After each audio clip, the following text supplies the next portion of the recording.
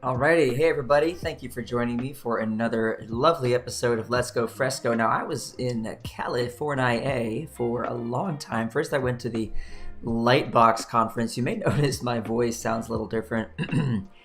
I was talking for 10 days straight. Lightbox, 6,000 people. Amazing, folks, amazing. Followed by Adobe Max, another 7,000 people, I want to say. So people everywhere. I was talking nonstop, meeting with all kinds of friends, and talking about drawing and talking about art and showing off what you can do with Fresco, with Photoshop, with everything else, and it was a blast. So hope you all got to tune in a little bit and see some of the Max content if you weren't able to attend in person. There's so much. And I want to mention that there was a session I did on Fresco and its latest features, which you can watch virtually. It is online. On the Max website, you go to the sessions and just type Kyle Webster Fresco. If you just do that in the search, you'll find it right away. It's 30 minutes. It's really tight, but it covers a lot of stuff that we added in the last year or so, just to catch people up with some of those cool things. So anyway, today we are going to talk about some things that are really important to know about how to work digitally, especially in an environment like Fresco or Photoshop. These aren't necessarily the most exciting features, but they're pretty vital and pretty important to understand, and I think everybody needs to understand them.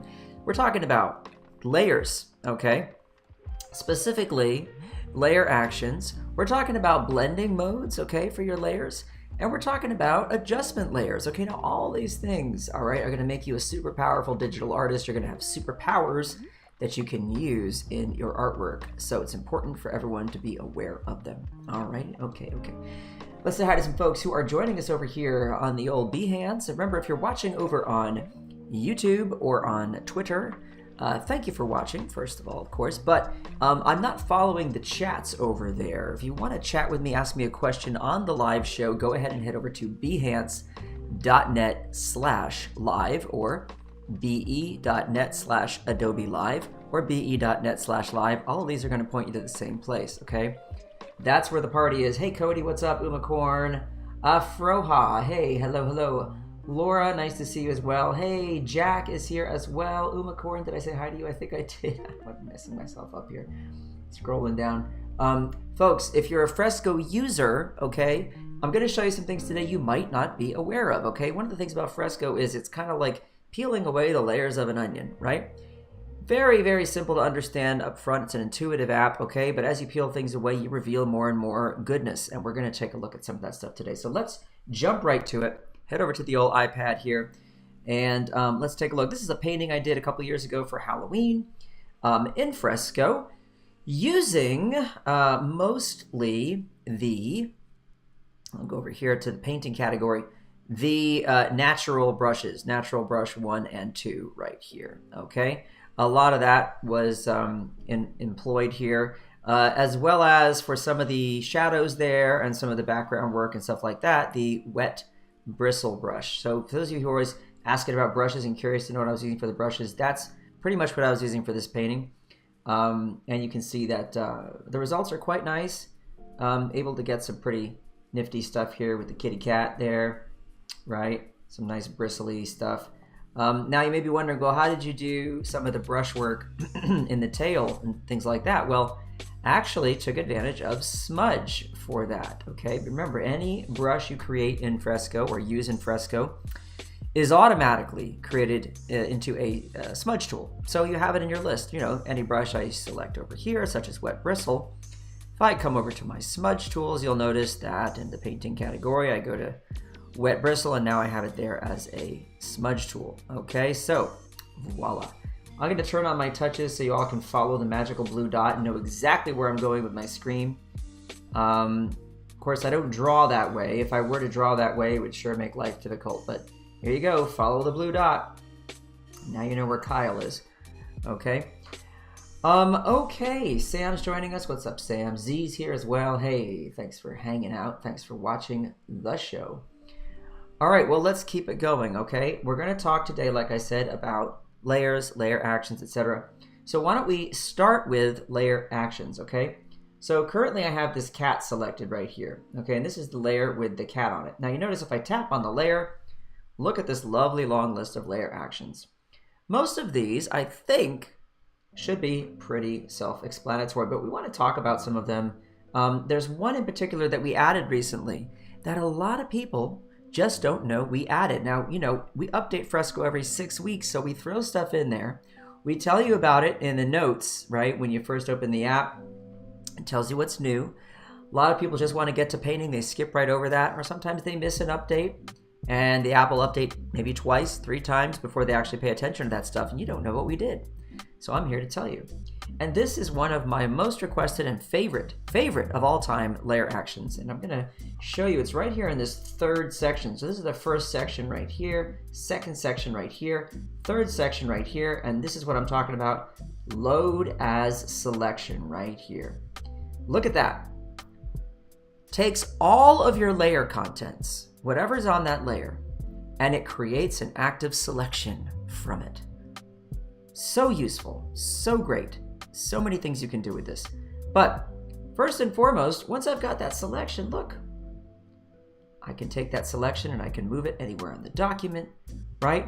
So maybe I have a shadow that I want to create for that cat. Now remember, we added free transform, okay? So if I tap on distort right here, look what I can do. I can take this shadow and I can distort it, blow it out like this, right? And now I've got this selection based on the source material, okay, kitty cat, right? And I'm gonna skew it too. Let's skew it like this, we'll skew it out.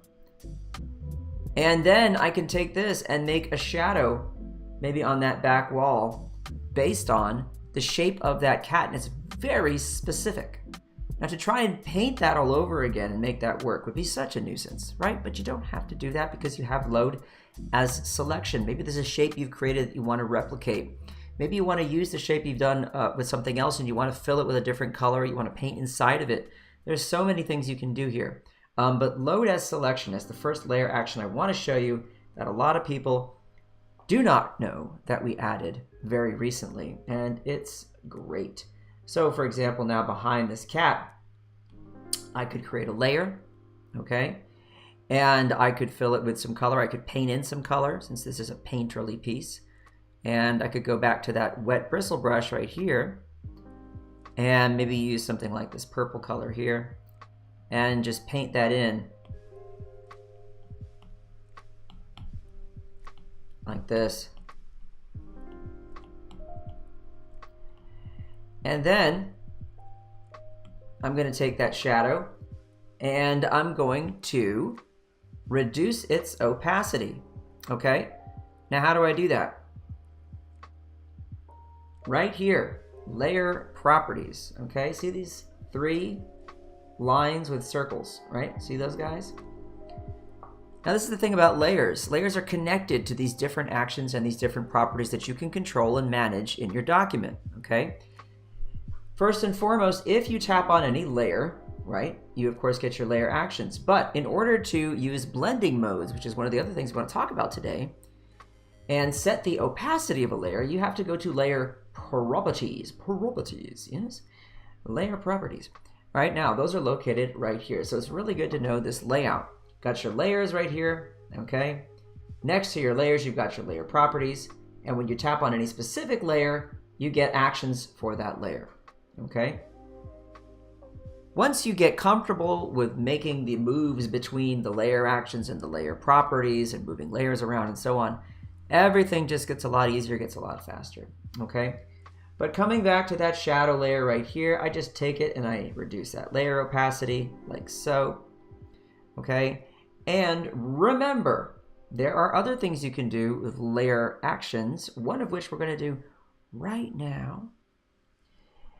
tapping on that shadow again, we're going to look at one of my other favorites, okay, which a lot of people overlook, and that is right here, lock transparency. What does that mean? There we go. I've locked the transparency of that layer. Now, what this really means, okay, in simple terms is whatever you've painted on a layer, whatever pixel data there is, okay, once you've locked it, what this means is you can only affect, edit, change those pixels. You can't add anything to the mix. I can't go painting over here and make anything happen. See, nothing happens, okay?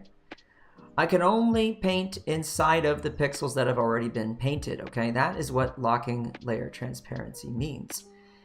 Now, with a shadow, okay, depending on the light situation, but most of the time, the closer you are to the source material, okay, of the shadow, the sharper and darker that shadow is, okay?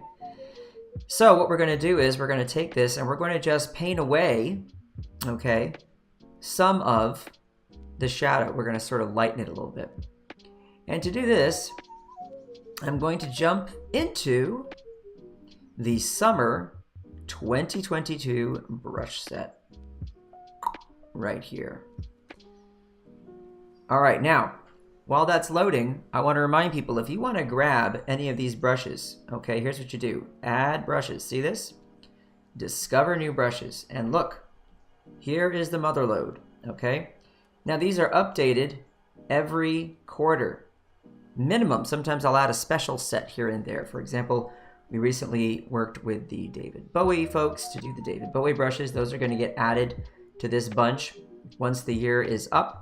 But don't forget, we did the Keith Haring brushes 2 years ago, and they are now here, okay? You'll see that we have the fall, summer 2022 brushes right here. The fall 2022 brushes are actually live right now, and they're coming to Fresco very shortly, but you can always add them manually, okay? By, again, tapping on the menu where it says Add Brushes, you go to Import from Files, and this will let you go ahead and browse and find the files that you need, and you'll be in good shape. Okay? Now, you can grab that ABR file from the Kyle Brush download page through Adobe. If you want to do that, just search in Safari, get Kyle's Brushes Adobe. Couldn't be simpler. There you go, folks. Okay, so back to these brushes. Now, there's a brush in here called Soft Air. And this is a sort of airbrushy kind of brush that has a nice texture to it. And I'm going to use it as an eraser.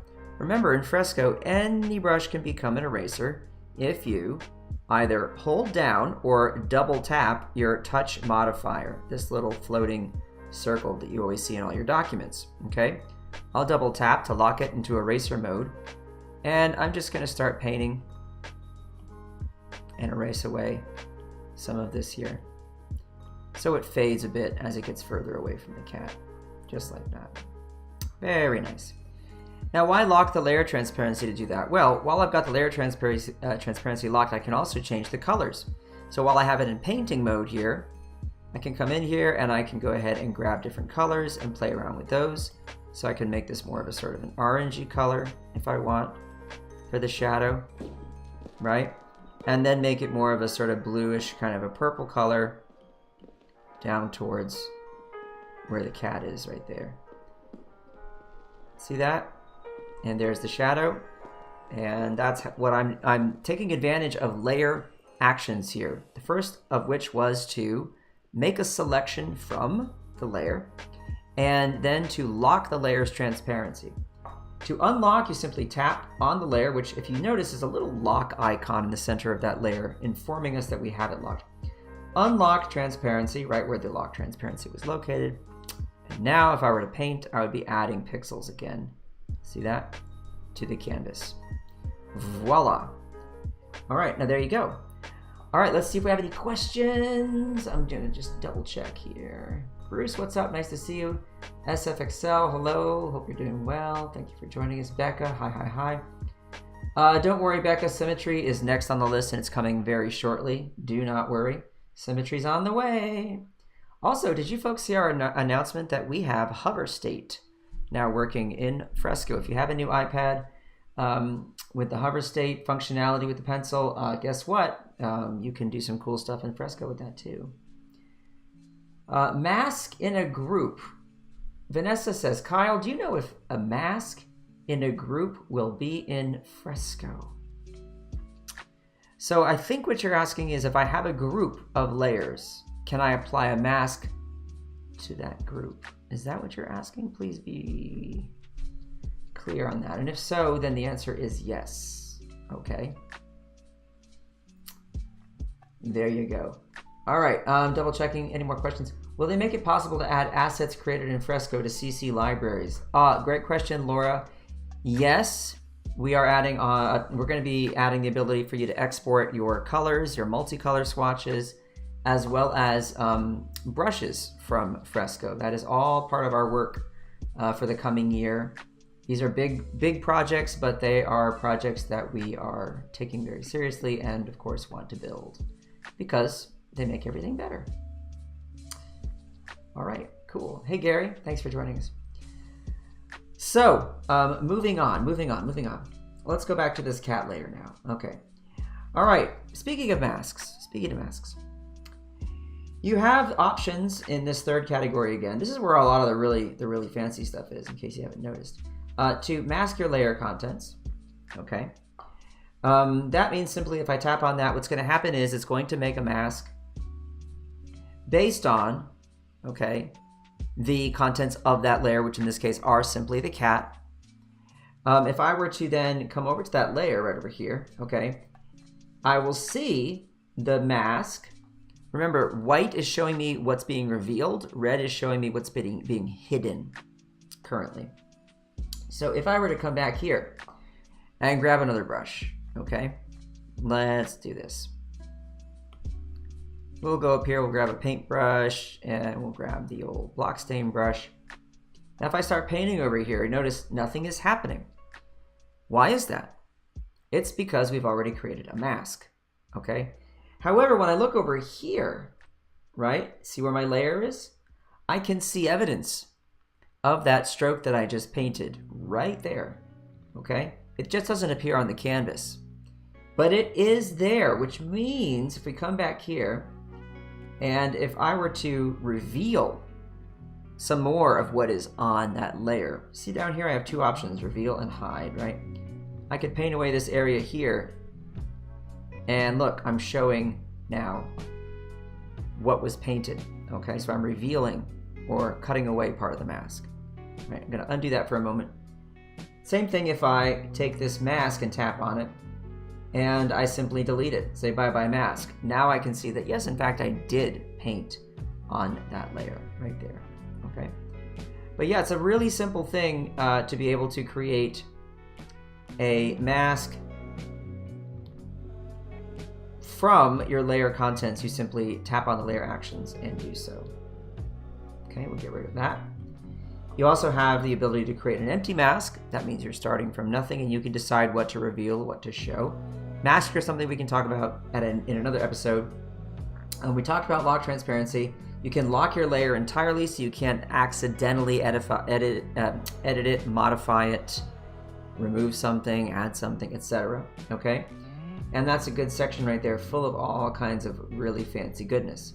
Now for more of the basics. Up here you're going to see some options for your layers. You can add a layer, you can hide a layer, you can hide all other layers. Now this is another thing we added recently, a lot of people didn't notice. Check it out.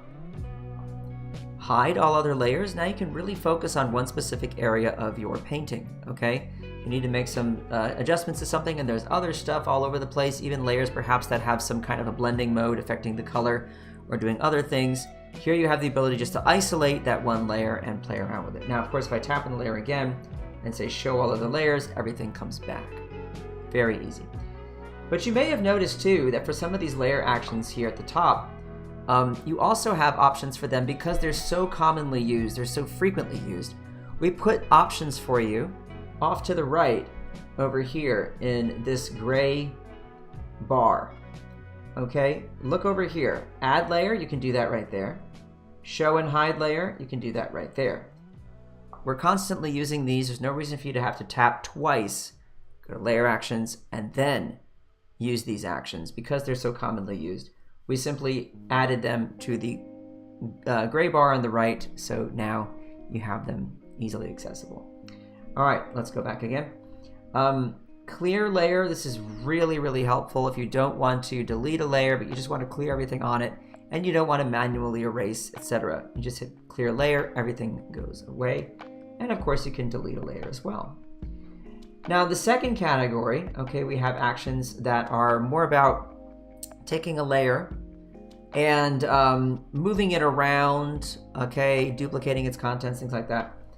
So select multiple, this is really, really handy. If I do this, I can start tapping anywhere in the document, okay, and grabbing multiple layers. Then let's say if I go to transform them, I can move them, I can shift them around all together, okay? So there you go. All right.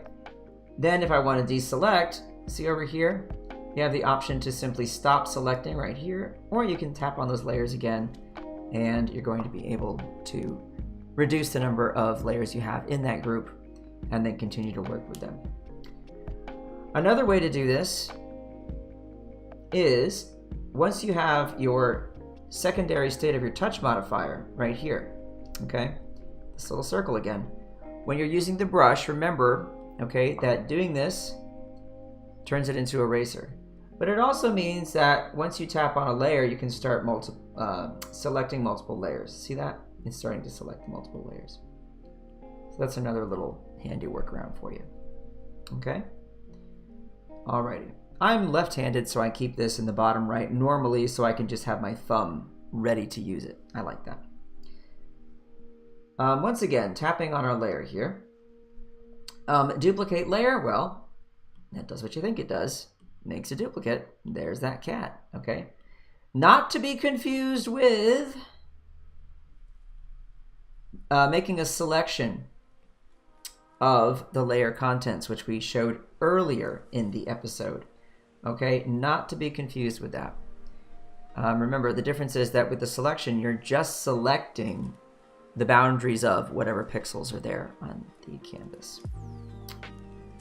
And then, of course, we have copy layer and cut layer. What's the difference? Well, just like with any document you're working with digitally, copying means you're making a duplicate, you're leaving the original there. While cutting means you are going to be cutting away a portion of something or all of it, and then you can later paste that into the document. Okay. So there's one thing we didn't talk about in your layer actions here because it's actually like a really big deal feature that we announced a few months ago and that I use all the time, and that's the set as reference, okay? Now, if you haven't heard me talk about reference layers before, they're really important, especially for artists to do line work with flat color underneath, okay? Or their process in some way revolves around having line art and color separated, then reference layer is your friend, okay? Now, the way it works, let's take a look at this, is if I were to make a document and I'll go ahead and draw with, let's go with the inking category here, and we'll use the Belgian Comics brush. Okay, so I'm going to draw a vampire here.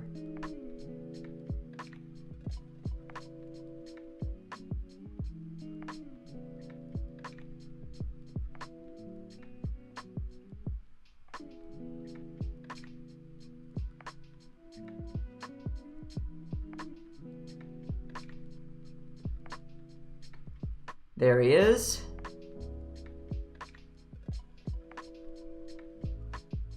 We'll give him a collar here and part of the cape. Okay. So I've got my line art here on this layer. Now, if I take that layer and I set as reference right here, okay, that means I can add a layer underneath, and now I could use my paint bucket tool and tap to add some color.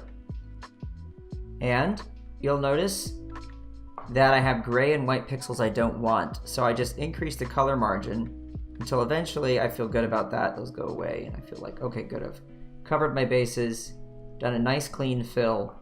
And this is dynamic, so Fresco is going to remember this. It's great. So that means I can just now start tapping around and grabbing other colors to tap and fill, tap and fill, tap and fill, etc., etc.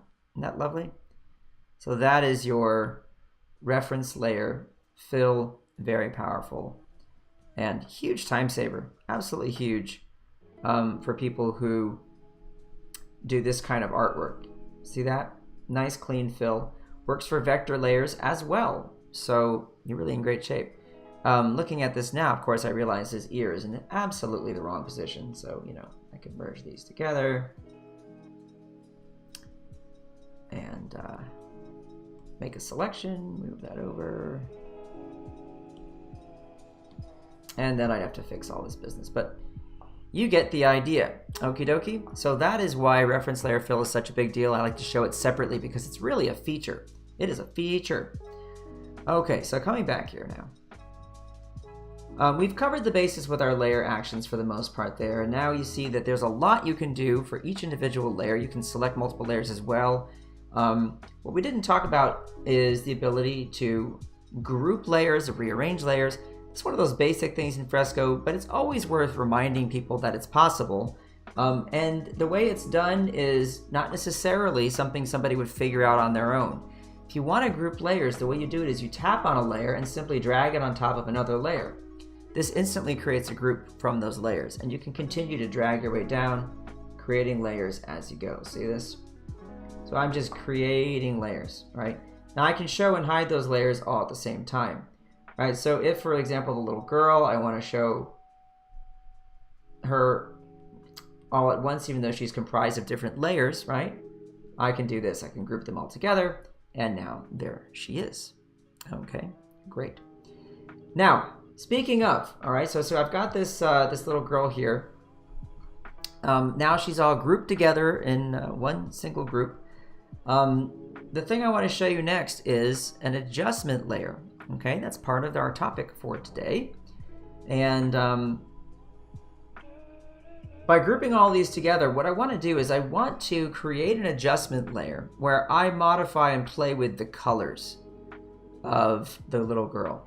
Okay, now to do that, all right, what I'm going to do is tap over here on these 3 overlapping circles. All right, that's going to give me some options. And for this, I'm going to tap on hue and saturation right here. Now, this is going to open up a menu. You can see I've got my hue, saturation, and lightness or brightness sliders right there. But I also have these color range options right here. These allow me to really focus on one specific group of colors, okay, or gamut, in the document where I want to make some edits. Like if I only wanted to change, for example, the color of this girl's hair, okay, I would probably tap on the color range here for red, because that's pretty close to what it is, the reds and the yellows, right? But if I want to change everything all together, I tap on this first circle here and just start playing with the sliders. So let's see what that does, okay? There we go. So maybe let's say I really like these kind of colors. I think they're kind of spooky and less saturated, right? And I can even reduce the saturation, etc. But you said, Kyle, you just affected the entire image. I know. That's because the second thing we want to talk about right here in this little category is clipping masks.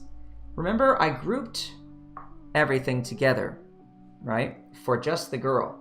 If I clip to that group, notice that now only that group is affected by the color change that I have implemented there, okay? So once again, I'll unclip. I'm just tapping right here. See that? Clip, unclip, and clip again. So now only the little girl is being affected by these changes. Okay, I can go crazy with it. I can do weird things. I can push it in the other direction. Lots of stuff I can do to change the color relationships there. Okay, isn't that nice? All right, pausing for a moment. XR asks, will vector brushes get some features and tools like Adobe Illustrator and future updates? Well, one of the things we're looking at is having you be able to use custom vector brushes in Fresco. And those would be brushes, for example, that you would have created in Illustrator or that work in Illustrator. Okay, we want to have those be available to you in Fresco. Okay, as far as when you say features, if you were thinking about things like the ability to work with anchor points and handles and stuff like that, very unlikely that we would bring that into an app like Fresco. Fresco is first and foremost about making marks, drawing naturally with the pencil, and doing that in a vector and a raster environment, but not building shapes in such a way and with the handles and all that. That's really much more of an Illustrator thing. It doesn't mean there won't be certain other things we're going to add that'll make vector drawing more powerful for you. For example, we're talking about some really great stuff that exists currently in Animate, formerly Flash, if you don't know about vector sculpting and things like that. But those are still more of an organic way of working with vectors, not so much of a technical and precise way of pulling and adjusting handles and stuff like that. So I hope that helps. Oh my gosh, Gus Martin is here. Gus, what's up? I just saw Gus in person at Max. It was so nice to see Gus in person after all this time. And he's still a great guy. I guess, you know, what was I expecting? Hi, Gus. Okay, so back to where we were here. So that's the deal with clipping masks. See that? Okay, unclippity-clip and then clippity-clip right back. Okay, so I'm only affecting that group, which has all the layers that comprise our girl with the mask. Okay. Now, if you don't like what you see, you can always take a clipping, adjustment layer. You can hide it like any other layer. See that? Go right back to where you were. But adjustment layers are very powerful. So coming up to the top of the document here, I might, for example, take this and say I'm going to affect the color balance of the entire image. Just start pulling more towards cyan. See that? So we're reducing the reds. We're pulling more towards the cyans here. Right? There we are. And we're going this way. These are nice subtle changes, right? We want to go more towards green. You can do this. See that? Totally different vibe. A little bit more towards blue. Maybe more towards yellow. See? And you even have control over midtones and shadows and highlights, which is, now we're really getting specific. So for highlights, right, you can do all kinds of changes. I'm going to say I want all my highlights to push really, really warm. Okay? Warm them up. Warm them up. Very different here. Okay? All right, so let's take a look. If I tap on that layer now right here, right, I can show and hide it and see what kind of changes I made. So this is giving you a lot of control, but the most important thing to notice is that I'm showing and hiding these layers, and the actual art that I've created is not in any way being affected, is it? This is a non-destructive way of working. And you hear us, the Adobe evangelists, you know, Paul, myself, and Terry, when we talk about this visual stuff, and Howard, and you know, anytime you're doing something visual, where you're working in Photoshop or in Fresco or any of these other apps that have all these powerful image adjustment tools, if you can work in a non-destructive way, so much the better, because that always gives you that flexibility to move backwards and forwards through time in your document and not ruin something, so to speak, by editing it in such a way that you can never go back to where you were, to an earlier state.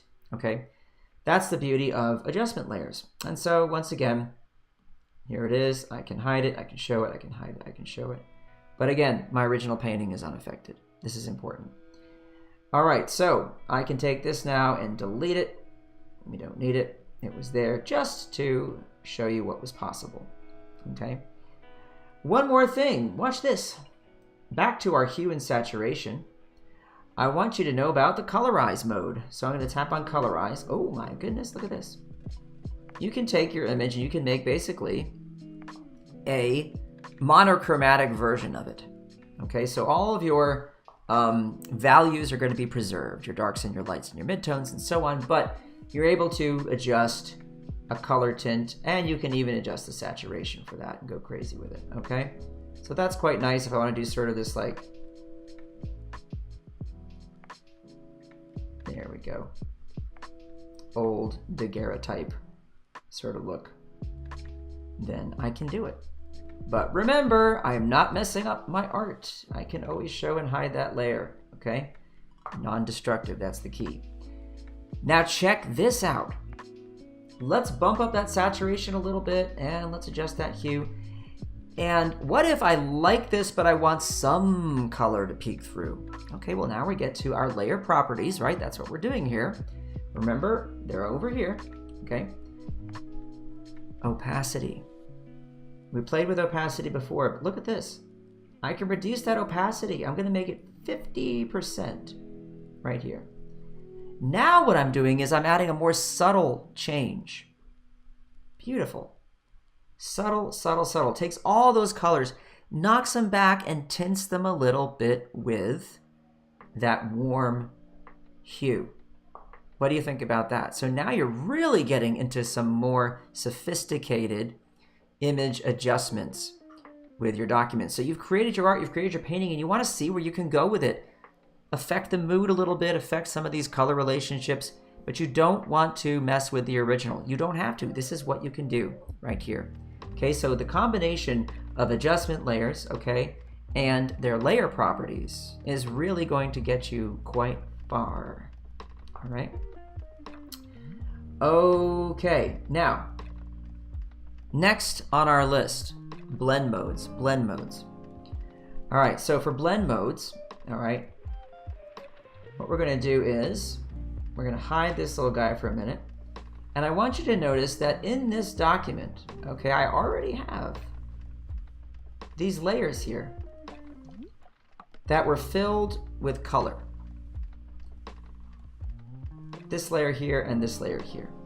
Now this one is not visible. I'm going to turn it on for just a moment. There it is. Each of these has a color, and I've actually used them like adjustment, layer adjustments, okay, by simply filling the layer with color, and I did this in a painted way. This is different from if you're going to be using adjustment layers, okay? You're affecting the whole image in a way where it's just solid, pure color adjustments, okay? Everything's at 100%, and that's great. But if you really want a ton of control and want to go nuts, here's what you can do. You can grab a layer and you can paint on top of it, all right? And then set the blending mode to do some of the similar things that you find with your layer adjustments. All right, so check this out. I'm going to turn these off for a moment. This is the original state, okay, of the painting, completely unchanged when I painted this, and it's fine, it's fine, it's fine.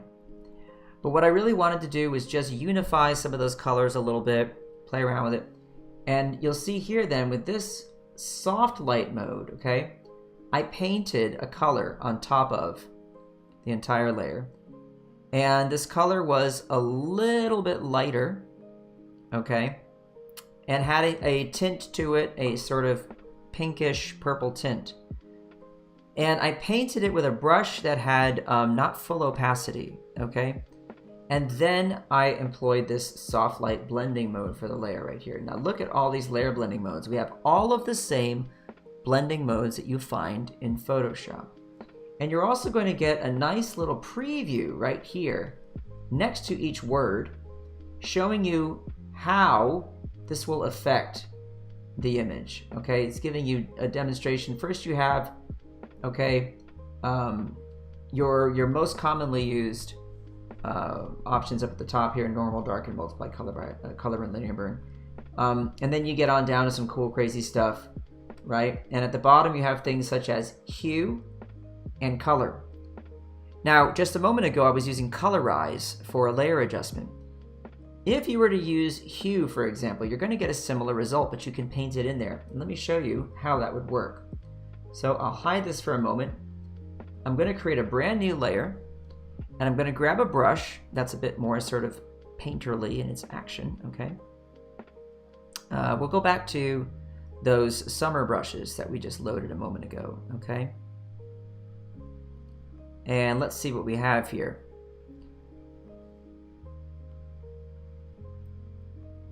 I think the busy brush is a good option, but I'm gonna try this rich oil here. Rich oil. Okay, now, if I grab a color like this, or let's do something a bit more extreme. I'm gonna use kind of a grayish, kind of a blue color here to really have a pretty sizable impact on this.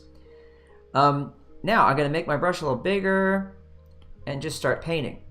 Now notice, there's not full opacity in all areas that I'm painting here. Okay, so this is the cool thing. Not only am I going to get some effects that are slightly different all the way throughout, and you'll see what I mean in a moment, but also I'm going to get some color variation and opacity variation and even some texture, okay, which is the result of the brush itself having a nice texture built in, okay? All right, now I'm not gonna do the whole layer. I'm just gonna show you what the result is here. Now, this is all being done in a separate layer. Don't worry, I'm not painting all over my cat, okay? Zoom in so you can see some of that nice, fun stuff there. And if you really wanna go crazy with this, you can always open up your color dynamics right here in your brush settings, right here. And you can push the brightness jitter up a lot higher to like 12 or something like that. And that's going to give you more variation in those brush strokes with regards to the brightness, okay? Right there. All right, so why am I doing this? What's the difference between this and a layer adjustment? Well, this is a painted layer that has all these fun things going on, textures and colors and whatnot, okay? And I can then use blend modes to do something similar. Now, I just a moment ago mentioned hue, okay? So hue functions in a similar way to colorize, okay? For when you're doing your adjustments with your adjustment layers with hue and saturation. But look, because of the fact that I painted this, there are gonna be these little holes. There are gonna be areas that are not totally opaque. There are gonna be areas I didn't even hit, okay? See this? I have total control over this effect. So now we're really getting into the nitty-gritty. It even looks sort of like stained paper, if you will, right? And that's a really nifty effect. And don't forget, because this is a painted layer, I can come in here with these colors and I can grab a different color and I can paint around here a little bit. See that? And that's going to totally affect that area. Okay? Like so. Pretty nifty. And I can always reduce that layer opacity, right? So now you start getting into some pretty cool stuff that you can do right here for different effects. So blend modes for your layers, if you really want to have a lot of control, a lot of the effects you get with your layer adjustments you can do with painted effects by using a layer on top of something. And again, remember, everything can be clipped. Everything can be clipped. So I'll undo this for a moment. Let's take this layer and we'll drag it on down right here above the cat, okay? And then I'm gonna tap on it and I'm gonna clip it. Look, I've just affected only the cat. Your head starts to spin when you think about the many, many ways you could combine all of these effects, all of these properties. It's really amazing how much you can do with this, okay? So really, a lot of people, what I find is they kind of lean into one way of doing layer adjustments. Some people just want to make layers upon layers upon layers and use blending modes and clipping masks.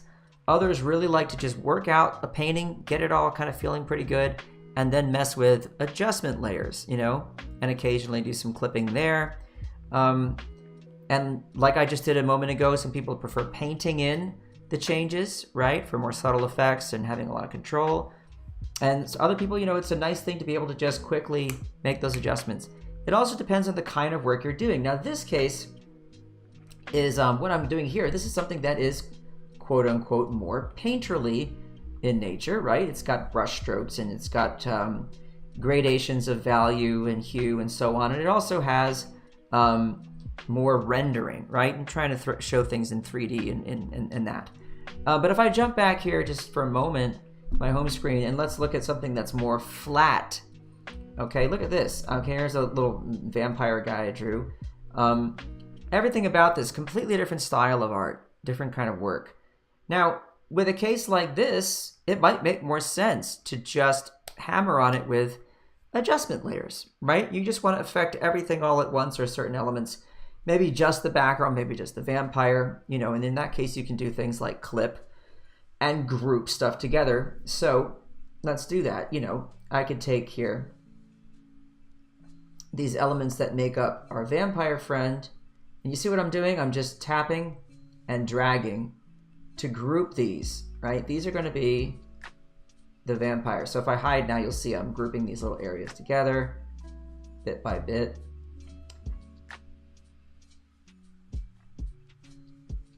On down we go, on down we go. And here are the feet. And we're almost there. And then the last bit here is the cape. Okay. So there's our vampire and his shadow. Okay. Maybe the shadow shouldn't be in there. We can take the shadow out. And we'll just drop that under here. Okay. So here's our vampire. All right. Now, maybe I just want to mess with the vampire's colors. What do? Adjustment layers are the easiest thing, right? Go ahead and grab an adjustment layer. We want to mess with the color balance. We're going to push it a bit more towards cyan, okay, and a bit more towards green and blue, like that. And those are our midtones. We'll do the same for our shadows. We'll push those a little bit. We'll push more towards green. There we go, and cyan. And for our highlights, a bit more of the same. Okay, great. Now, notice I'm affecting the entire image just like last time. What do? We clip. Now I've just clipped it to the vampire, okay? One thing I noticed is I did have a clipping mask in there somewhere. Oh, here it is. Okay, let me see, is that it? Yeah, okay. That needs to be clipped to the vampire. There we go. And it looks like I've got another one for his body. Let's see, it's probably this one. Yeah, that needs to be clipped as well. And for the cape, let's find that. Here we go, clip it, there. All right, now for this guy, I also want to affect my brightness and contrast. Well, guess what? Since I've got everything here in a group, I can add another adjustment layer and go to brightness and contrast. And then here I can reduce the brightness a little bit, increase the contrast, and clip it once more to just the vampire. See that? Clippity clip. Okay? Voila. All right, now for the background, I can do all kinds of different stuff. And I can adjust that right here. I can go above this shadow layer. Now this time I don't have to do any clipping whatsoever. I'm just going to be adding everything I want, okay? And it's going to affect only the layers that appear beneath it, like any normal layer, all right? So let's go ahead and do that. I grab my adjustments here and we can do a color balance. And for contrast, we could push it warmer if we want with the midtones. We can go more towards a red, okay, like this. And that kind of adds an interesting sort of effect right there. And then we can do the same for our shadows. Okay, like that. And then what we can do is we can take it and we can adjust again the brightness and contrast. And here I can up the brightness, okay, and reduce the contrast slightly, right? To make it feel a little bit more in keeping with our main character, who has less of relationships there with the less intense relationships there with contrast and so on, right? You can really reduce that a lot. You can really bring that up, etc. Everything I'm doing is non-destructive. This is the most important thing to keep repeating over and over again. And this is the beauty of working digitally. I've said this many times, but Christoph Niemann, the absolute genius of our illustration world, said to me once that digital art takes the traditional media process and the traditional painting process and makes it infinitely flexible and infinitely reversible. That's kind of it. That sums up the whole beauty of working digitally, doesn't it? Infinite flexibility. All right, so coming back to our little guy here, we have our brightness and contrast, right? And let's go ahead now and we'll bump up that contrast and reduce that brightness. There we go. And coming back to our colors, we can adjust those right here. Okay, and then I can even go into my hue and saturation. And remember what I talked about with selecting specific colors. We can grab our blue, right? And we can push it in different directions. And remember, I'm going to clip it, so I'm only affecting the vampire. See that? Brighter, darker. Okay? When you get into this mode, you can go crazy. You can just start really going nuts. And sometimes the danger is it's hard to settle on a result. And this is the only thing I find with a lot of people who start working digitally, having worked traditionally. They don't know when a piece is done. And this is just one of those things you have to develop a sort of confidence in. You know, the more you do it, the more you work digitally, the more confidence you have in understanding, like, what is your end goal, what is the result you want, and when is it finished. Yes, you can continue to tweak it, you know, for hours and days on end, and that's fine, but that could drive you crazy. All right, now I've got the whole image. What can I can right above everything, the entire thing, right? I can paint stuff. So maybe I feel like I'm just going to warm up everything. I'm going to go for this sort of orangey color, like this. And we can go to, again, like a big painterly kind of brush, right? Maybe we do something like the Cezanne 2 right here. Got some nice color dynamics going on here.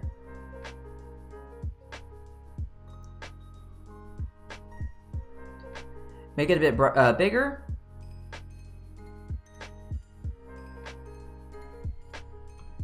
And just start doing this.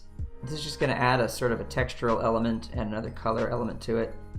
Not fully opaque, okay?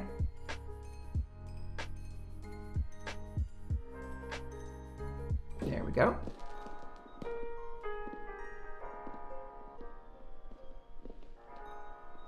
And remember, we've got our blend modes here. So many to play with. Let's go to something like overlay. See what that does? Now the beauty about this is I have, in addition to that color change, the texture from that brush is peeking through everywhere. See that? Lovely.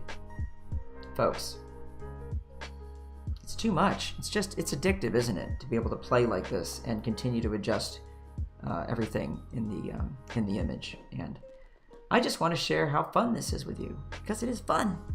All right, I'm going to check here for more questions before anything else happens. Let's see.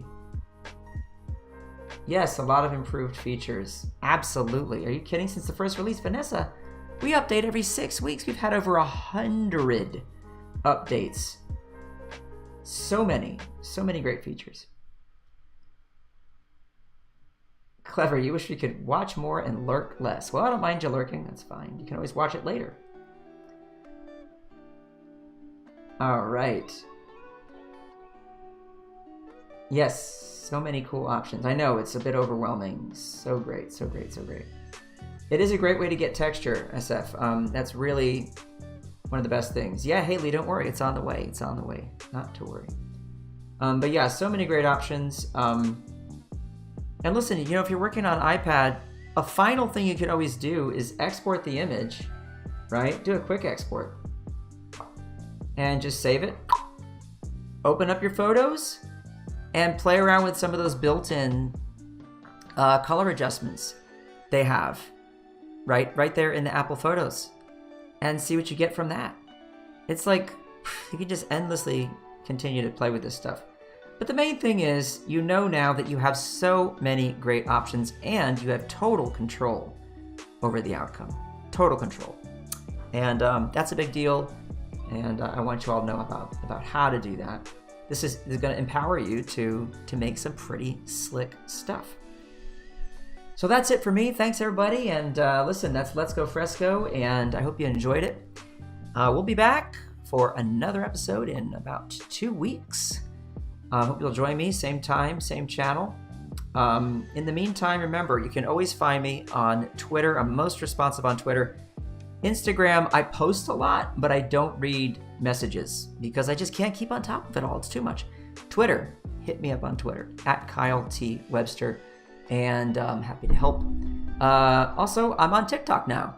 I don't have a lot of followers, but I'm making cool stuff. 99% of it is really short Fresco tutorials and little feature callouts, something like 30 seconds to a minute. So check those out as well, please. And that's @KyleT.Webster as well. In the meantime, guys, take care of yourselves, take care of each other. Remember to be kind, and I will say, as I always do, ciao for now.